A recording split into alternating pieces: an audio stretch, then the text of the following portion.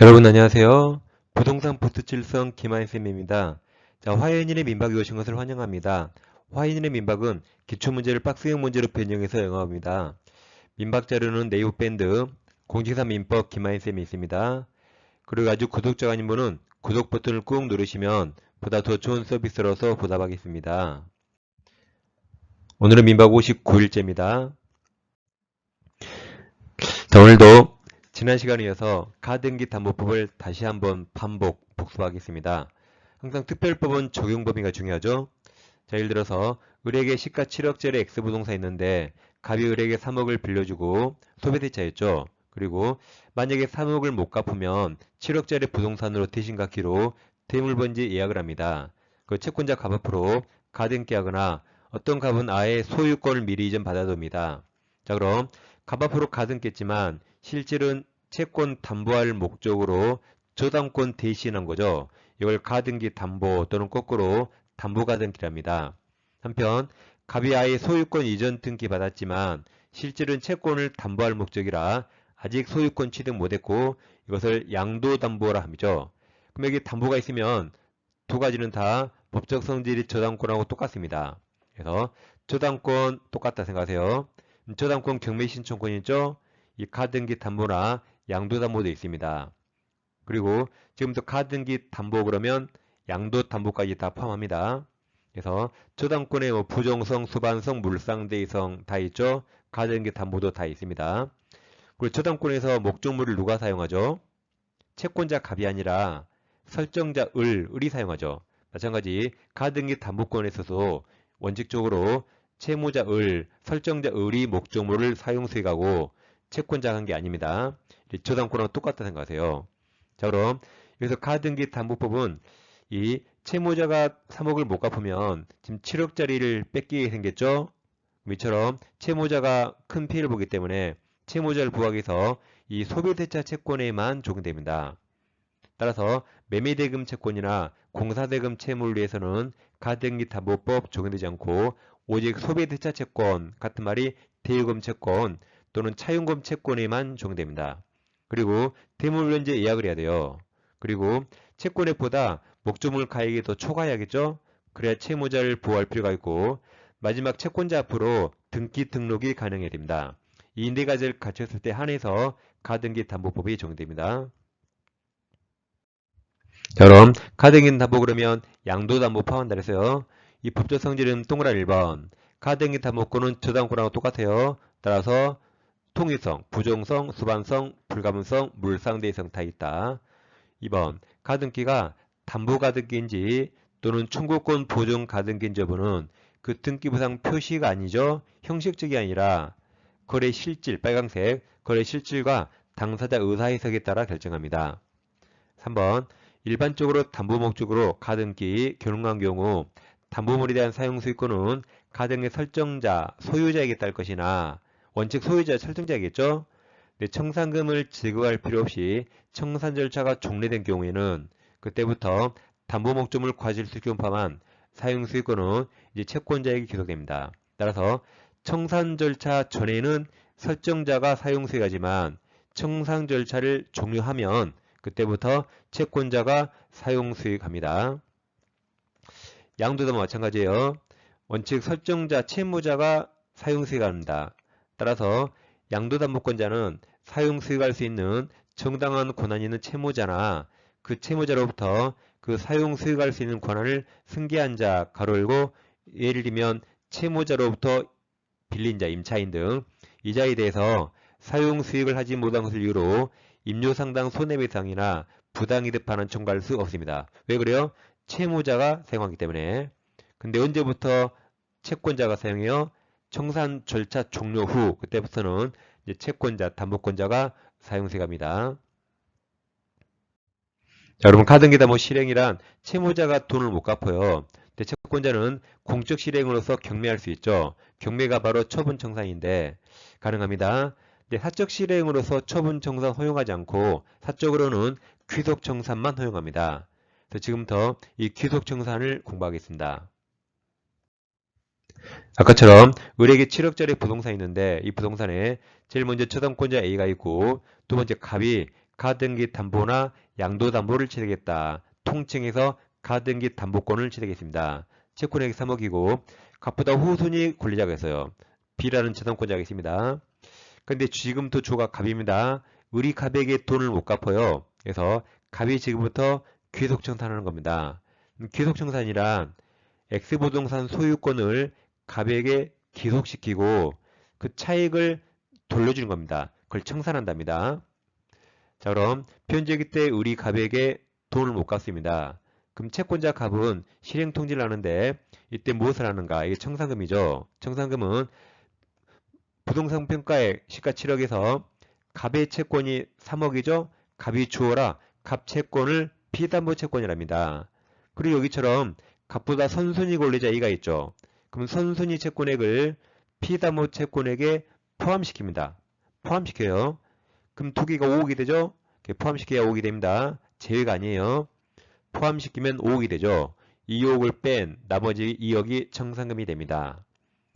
그리고 누구에게 통지하는가? 그것은 저 X부동산과 연관이 있는 채무자 등 그리고 갑보다 후순위 권리자가 있죠. 그 채무자 등과 후순위 권리자 B에게 통지합니다. 그럼 실행 통지하면 다시 을에게 돈 갚을 기회를 2개월 주어집니다. 청산기간 2개월 됩니다. 이때 을은 돈 갚으면 되는데 이때까지도 채무자 을이 돈을 못 갚으면 채권자 갑은 이제 청산금을 지급합니다. 그럼 채무자 을은 본등기 즉 소유권 이전 등기해주고 목적물 넘겨줘야겠죠. 이 두 가지가 서로 동시행입니다. 다시 지금 채무자가 돈을 못 갚은 거죠. 못 갚을 때 동시행해요. 채권자는 청산금 지급과 채무자는 소유권 이전 등기와 목적물 인도가 서로 동시행입니다. 돈을 못 갚았을 때. 자, 그럼 채권자 갑은 실행 통지할 때 부동산을 평가해야 할 텐데 갑은 X부동산 가치를 낮게 평가할수록 줄 돈이 줄어듭니다. 그래서 시가 7억짜리를 갑이 만약에 6억으로 평가했다. 그럼 청산금이 줄어들죠. 그러더라도 실행 통지 효력이 있습니다. 왜냐하면 아무리 낮게 평가해도 채무자율은 청산기간 내에 채무를 변제하면 되거든요. 그래서 이렇게 낮게 평가해도 실행 통지 효력이 있습니다. 그러니까 이제 갑이 양심에 탈난 거죠. 양심에 탈났어요. 7억짜리를 1억이나 깎았죠. 6억으로 평가했죠. 청산금 1억 줄어들었다. 그럼 양심에 탈났습니다. 그래도 실행 통지 효력이 있습니다. 단 1억이 낮게 평가하면 후순위 권리자 B가 손해가 있습니다. 자, 청산금이 나오면 채무자 을과 후순위 저당권자 B 둘 중에 누가 먼저 받아야 돼요? 저당권자 B도 을에 대한 채권자니까 저당권자 B가 먼저 받고 남은 걸 을이 받습니다. 그러면 정상적으로 평가했다면 청산금 2억이죠? 그럼 B는 자기 채권을 모두 변제받을 수 있는데 주관적으로 낮게 평가해서 1억이 되니까 후순위 권리자 B는 채권액을 모두 변제 못 받게 됩니다. 이처럼 후순위 권리자가 청산금에 불만이 있으면 아직 자신 채권 변제기 전이라도 청산기간에 한해서 B가 경매 청구할 수 있습니다. 경매 청구하면 기속청산은 중단되고 경매에 이제 참가해야 됩니다. 이렇게 양심에 털난 경우입니다. 일단 그래도 실행통지 효력이 있고 대신 B는 경매 청구할 수 있다. 이번에 반대로 갑이 머리에 총 맞았어요. 7억짜리를 8억으로 높게 평가해서 청산금이 커집니다. 그러면 이 금액을 줘야 됩니다. 그 말은 자기가 한 말을 다툴 수 없다. 즉 구속된다. 즉 책임져야 돼요. 이게 머리에 총 맞은 겁니다. 그래서 양심에 털난 것과 머리에 총 맞은 거 두 개 잘 비교하세요. 아무튼 채무자 을은 청산기간 내에 돈을 변제하면 되는데 설령 채무자 을이 청산기간 내에 변제하지 못하더라도 정당한 청산금을 지급받기 전에 채무자 을은 채무를 변제하고 가등기나 양도담보 말소 청구할 수 있습니다. 여기도 예외가 있는데 변제기 후 10년이 경과했거나 해도에서 넘어했죠. 또 여기 선의3자 보호가 있어요. 지금 갑, 채권자 갑은 어떻게 해야 소유권 취득하죠? 청산을 해야 소유권 취득하는데 청산도 하지 않고 이걸 제3자에게 팔아버렸다. 그럼 그때 선의3자가 나오거든요. 그럼 선의3자가 소유권 취득합니다. 이때는 두 경우는 채무자가 변제하더라도 가등기나 양도담보 말소 청구할 수 없습니다. 예외가 두 가지입니다. 이 절차를 잘 기억하세요. 그 다음 동시행관계. 자, 아까처럼 지금 이건 채무자가 돈을 못 갚은 거죠. 채무자가 돈을 못 갚았으니까 채무자가 부동산 소유권을 넘겨주고 목적물 인도하는 거죠. 그럼 그때 채무권자 청산금 지급과 서로 동시행입니다. 채무자가 돈을 못 갚았을 때. 이번에는 채무자가 채무를 변제합니다. 이 변제와 채권자는 가등기 담보나 가로 열고 소유권 이전 등기 양도담보 말소해야겠죠. 이건 동시행 아닙니다. 변제가 선이행, 채무 변제할 때 핸드폰으로 버튼 누르면 바로 성공됩니다. 1초밖에 안 걸려요. 채권자가 가등기를 말소할 때는 며칠 걸리죠. 그래서 변제가 선이행, 가등기 담보나 양도담보 말소가 후행으로서 이건 동시행 아닙니다.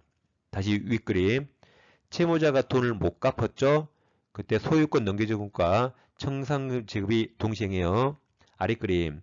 채무자가 돈을 갚습니다. 그럼 채무 변제가 선이행, 담보권 말소가 후이행, 동시행 아닙니다.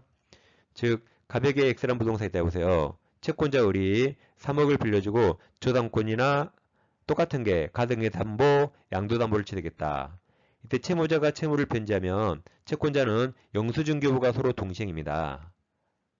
근데 채무자 채무 변제와 채권자의 등기 말소 이게 서로 동시행인가? 이건 동시행 아니라 그랬죠? 변제가 선이행, 등기 말소가 후이행으로서 동시행 아닙니다. 서로 깔리면 절대 안 됩니다. 그 다음 이제 채무자가 이행 지체에 빠지면 채권자, 담보권자는 목적물 인도 청구할 수 있는데 법적 근거가 문제가 됩니다.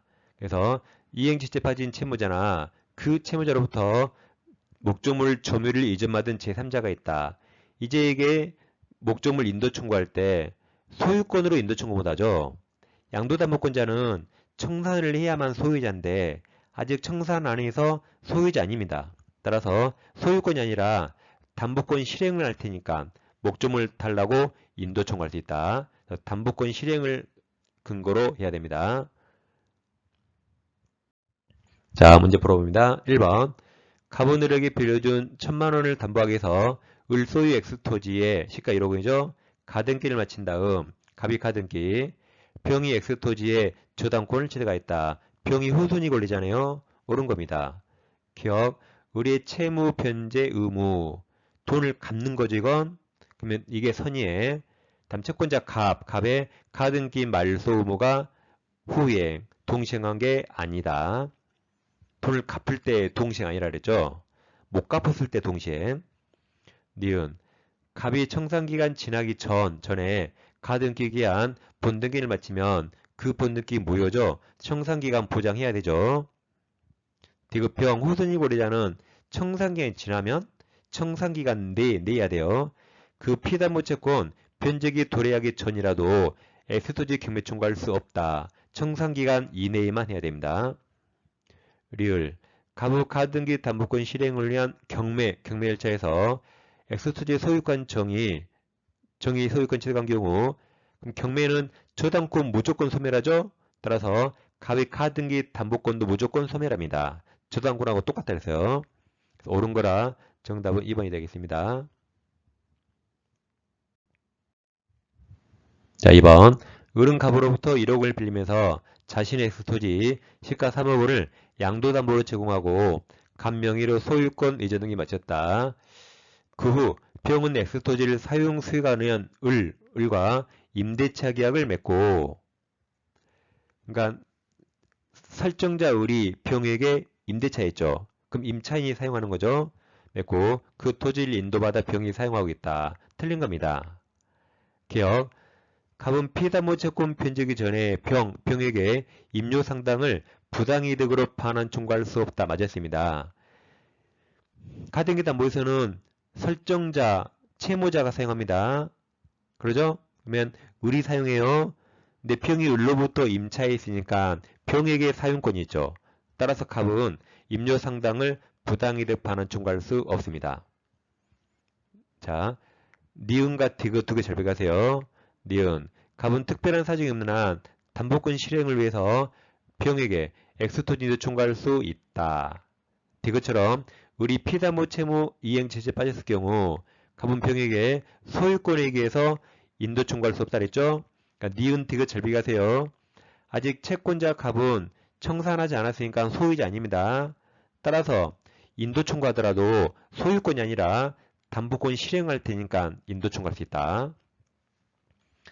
리을 갑이 을에게 청산금을 지급함으로써 소유권 취득하면 갑의 양도담보권 저당권하고 똑같죠? 뭐 혼동으로 소멸한다. 소유권 취득이 있으니까 저당권이나 양도담보 필요 없죠. 혼동으로 소멸합니다. 미음 만약 갑 아직 청산하지 않아서 소유자 아니에요. 근데 아직 갑이 선의정에게 토지를 매도하고 소유권 이전 등기 마친 경우 그럼 선의 3자 보호되죠? 따라서 채무자 을은 정에게 소유권 이전 등기 말소 청구할 수 없답니다. 선의 3자가 보호됩니다. 그래서 틀린 거라 정답은 4번이 되겠습니다.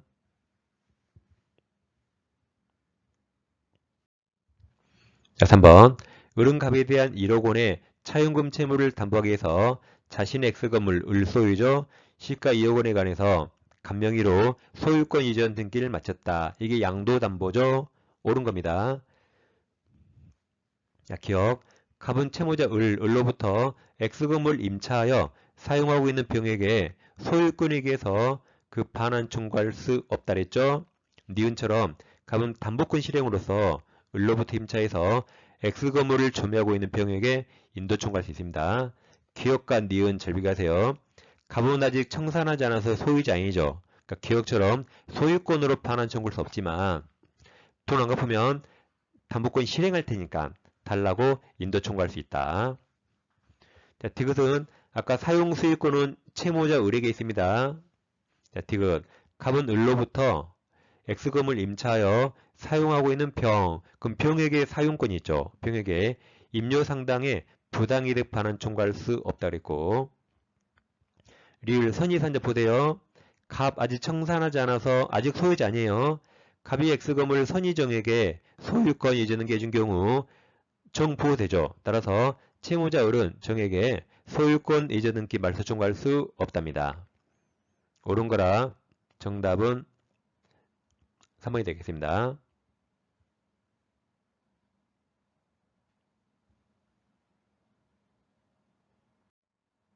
자, 이 시간에도 지난 시간 마찬가지로 가등기 담보법을 연속 이틀 공부했습니다.